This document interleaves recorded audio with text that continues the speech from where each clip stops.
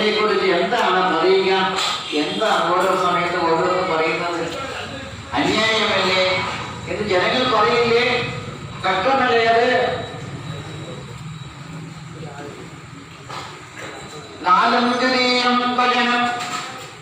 നീ വിചാരിക്കുന്നത് പോലെയല്ല രാമൻ.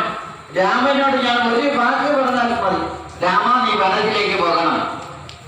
രണ്ടാമത് പറയില്ല, വനത്തിലേക്ക് പോകും. അതാണ് രാമൻ. അല്ലാതെ നിങ്ങൾ ഇന്നലെ പറഞ്ഞില്ലേ, കുറച്ചു മുമ്പ് പറഞ്ഞില്ലേ, നാളെ രാമാഭിഷേകമാണ്, അതൊന്ന് രാമൻ പറയില്ല. ഞാൻ എന്ത് പറയുന്നുവോ അനുസരിക്കുന്നവൻ സ്വനം